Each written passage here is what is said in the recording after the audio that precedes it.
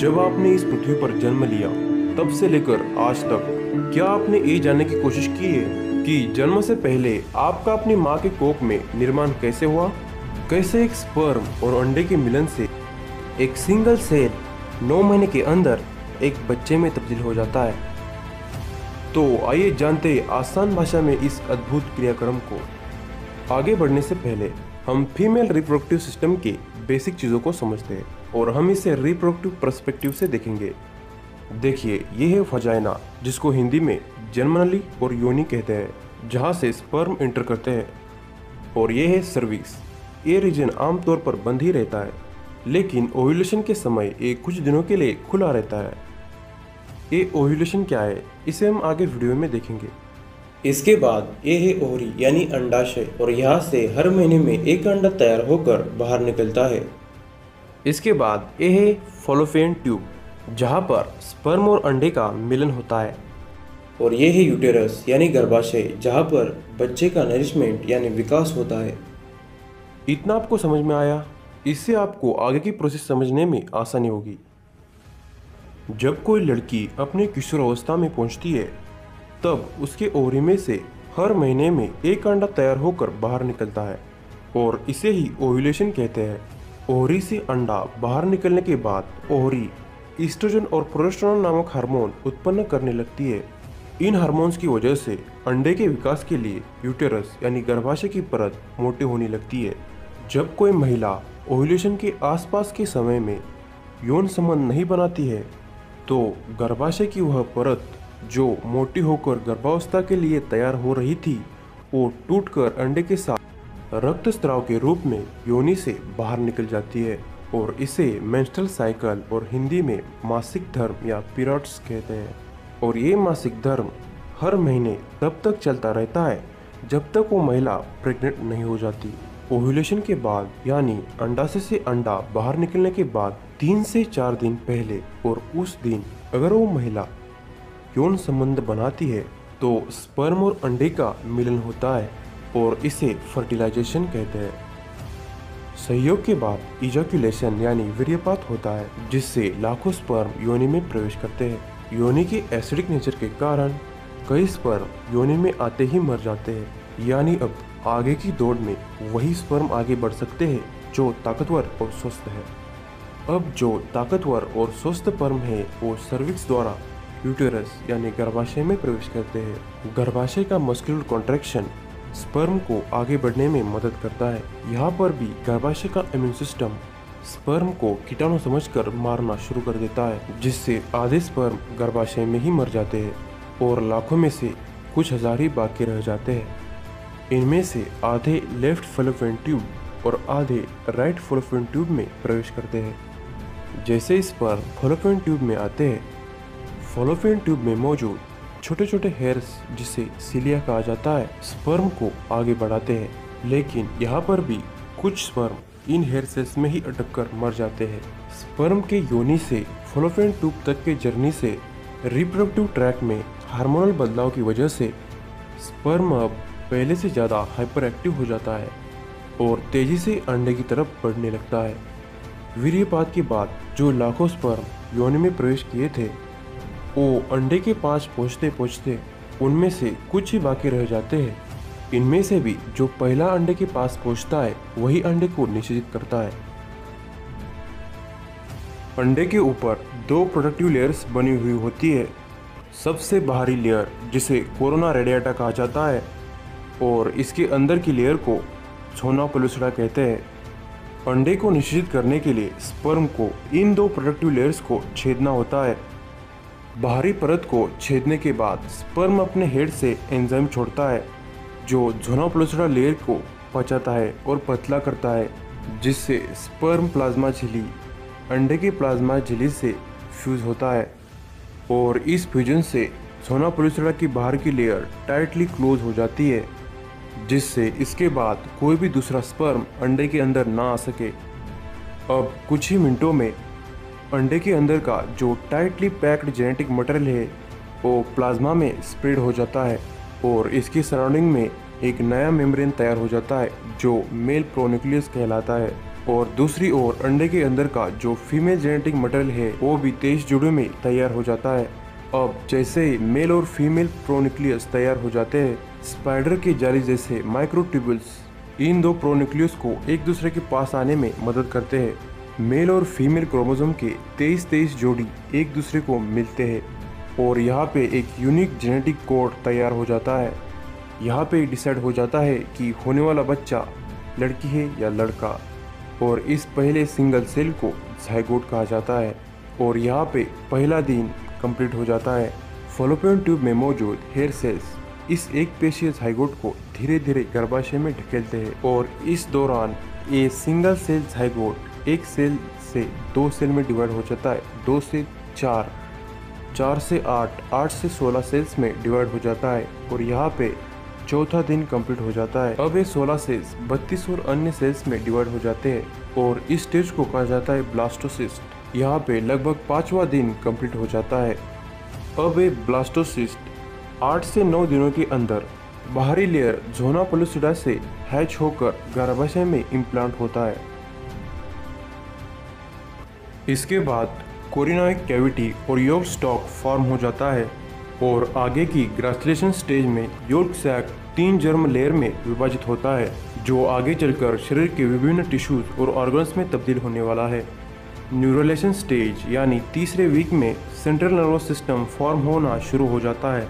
सबसे पहले न्यूरल ग्रू तैयार हो जाता है और सेंटर से दोनों साइड ग्रो होने लगता है और साइड से छोटे छोटे बम्प्स दिखने लगते हैं, जो धीरे धीरे ग्रो होकर स्पाइनल कॉर्ड और ब्रेन में विकसित होने वाले हैं। योल्क सैक और बॉडी स्टॉक एम्ब्रियो को कंटिन्यूसली नरिश करता है। अब धीरे धीरे चेहरे का शेप बनने लगता है, जहाँ पर हमें आंखें बनने के लिए 2 बड़े बड़े ब्लैक सर्कल्स नजर आने लगते हैं। ब्लड सेल्स तैयार होना शुरू होते हैं। धीरे धीरे सर्कुलेशन स्टार्ट होने लगता है। अब हार्ट भी अपने शेप में आकर बीटिंग शुरू करता है। चौथे वीक के एंड में एम्ब्रियो 2 mm यानी चावल के दाने जितना लंबा होता है। अब 5वें वीक में सिर के दोनों साइड में छोटे छोटे फोल्ड दिखने लगते हैं। चेहरे के सभी पार्ट जैसे कि नाक, माउथ, चिन ग्रो करते रहते हैं। हाथ और पैर भी विकसित होना शुरू हो जाते हैं। अब हाथ और पैर की उंगलियां भी शेप लेने लगती है। Brain, spinal cord, central nervous system, neural tissue लगभग ग्रो हो चुके हैं और अभी पाचन तंत्र भी ग्रो होना शुरू हो जाता है और कार्टिलेज हड्डियों में बदलना शुरू हो जाते हैं। पूरे बॉडी की प्रोपोर्शन में सिर का साइज बड़ा होता है। 8वें वीक की समाप्ति में बच्चा 1 इंच लंबा होता है। 9वें वीक में बच्चे के हाथ पैर का लगभग पूरा विकास हो चुका होता है और बच्चा हाथ की मुट्ठी खोलना और बंद करना शुरू कर देता है और अब पैर के नाखून बढ़ना भी शुरू हो जाते हैं। बच्चे के बाहरी कान अब दिखने लगते हैं। दांतों का ग्रो होना भी शुरू हो जाता है। बच्चे के रिप्रोडक्टिव ऑर्गन भी ग्रो हो जाते हैं, लेकिन अभी भी अल्ट्रासाउंड की मदद से जेंडर डिस्ट्रीब्यूशन नहीं होता है। 12वें वीक यानी तीसरे महीने की समाप्ति तक बच्चे के सभी पार्ट्स लगभग ग्रो होकर दिखने लगते हैं और अब सर्कुलेटरी सिस्टम और यूरिन सिस्टम चालू हो जाती है। यकृत से बाइल प्रोड्यूस होना शुरू हो जाता है। तीसरे महीने के एंड तक बच्चा 4 इंच जितना लंबा होता है। 13वें वीक में आप अपने बच्चे का heart beat baby Doppler machine के द्वारा सुन सकते हैं। हाथ और पैर की उंगलियां अच्छे से विकसित हो चुकी है। आईब्रोज, आईलैशेस, नाखून और बाल ग्रो हो चुके हैं और अभी रिप्रोडक्टिव ऑर्गन अच्छे से ग्रो हो चुके हैं और डॉक्टर अल्ट्रासाउंड की मदद से जेंडर का पता लगा सकते हैं और अभी हड्डियां मौजूद होना शुरू हो जाते हैं। 16वें वीक यानी चौथे महीने की समाप्ति तक बच्चा 6 इंच लंबा होता है। 17वें वीक में बच्चे के दिमाग में न्यूरॉन्स एक दूसरे को मैसेज देने की कोशिश करते हैं और कुछ ही सेकंड्स में मैसेजल स्पाइक निर्माण हो जाता है और पूरे दिमाग में होना स्टार्ट हो जाता है और अभी दिमाग पूरी बॉडी पर काबू पा लेता है और बच्चा होश में आ जाता है और ये अपनी माँ को बताने के लिए माँ के पेट में पहली किक मारता है, जिससे माँ को ये पता चलता है कि मेरा लाल अब 5 महीनों का हो चुका है और माँ जो बोल रही है वो सुन भी सकता है।